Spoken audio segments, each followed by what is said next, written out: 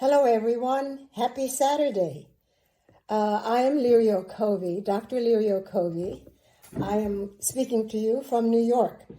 I am the President Emeritus of AAAP, the Association for Adults with Autism Philippines.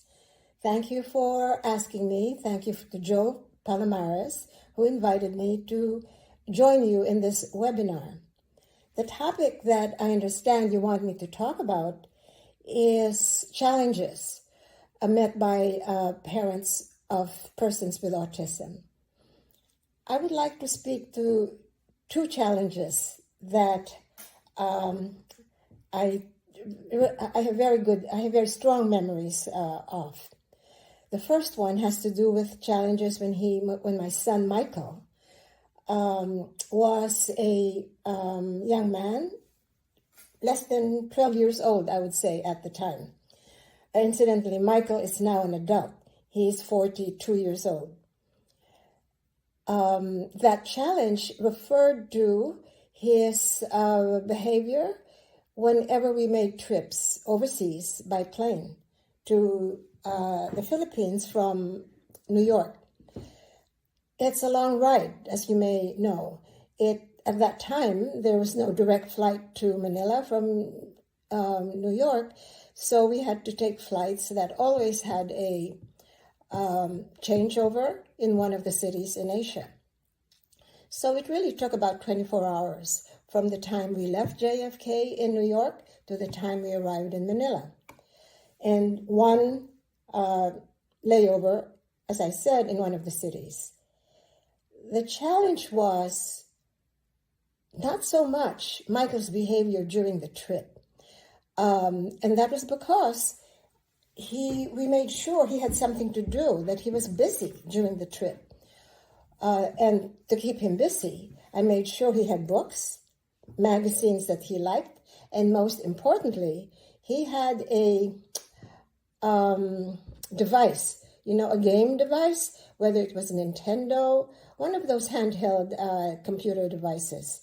That kept him busy for a lot of the trip.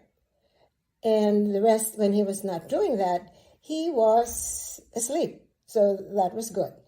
And there were also, of course, moments when he looked outside the window of the plane and enjoyed what he was seeing from the plane, looking at the mountains, the clouds, and all that. But I think the most important help was giving him something to do during the trip itself.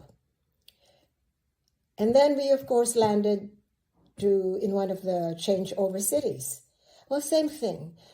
During the 2 or 3, sometimes 4 hours that we would be sitting in the lounge waiting for our flight to Manila or back to New York, depending on the direction, he would also use the remote, the device, the Nintendo or whatever handheld game he had.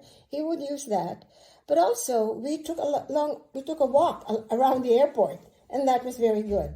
Usually, airports had entertainment or interesting places for kids, so we would go to those places. Also, and a very important part of making the trip was that for most of the time, I was not alone. I was with my husband. And my husband, and having 2 people with Michael was, of course, very helpful. Did I ever travel with Michael alone? Yes, once. And thank God, it went well as well. Okay, that's one challenge. The other challenge that I can speak of is what happened when already Michael was an adult, 23 years old. That challenge had to do with the fact that we realized that, Michael is an adult. We wanted him to be able to enjoy, to experience what adults do. One of them was being able to live outside of our home, of his parents' home. In the United States, here, there are many places, residences, group residences for adults with autism. So the challenge was looking for the right place that he would thrive in, that he would belong to, that was a match for him. What did I do to meet that challenge?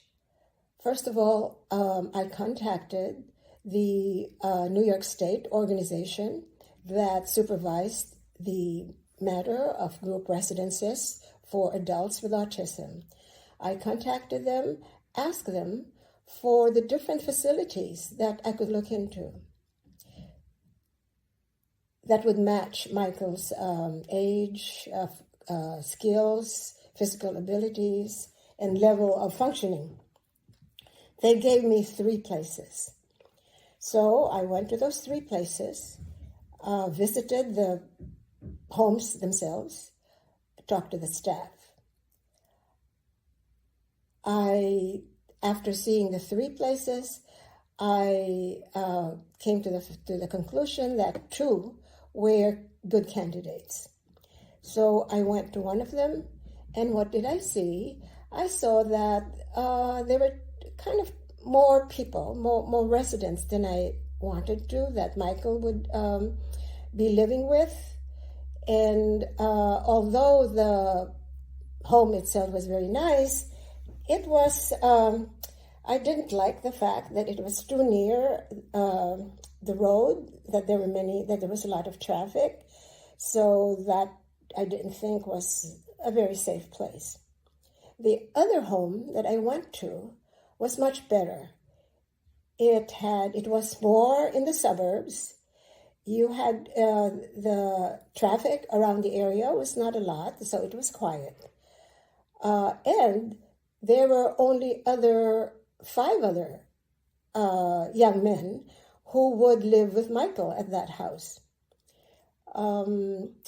So Michael and I joined them for dinner a number of times. That way, I was able to kind of have an idea of the character, of the skills of those people that he eventually would be living with. I also met the staff, and I, talked to them, asked them about their lives, etc., and looked at Michael's reaction to being with a group. And after doing that, I came to the conclusion that as hard as it may be to make the change from Michael living at home to outside, no longer with his family, but with other people, my husband and I made the conclusion that it would be better for him and for us at that time for Michael to live into that group home. And that was the challenge. To find a group home, a home that Michael might thrive in and would be happy in, and where he would be safe. It took research, it took speaking to people, and it took time. So that was the challenge. Okay, thank you. And any questions, you can contact me. My email is liriocovey@gmail.com. Thank you.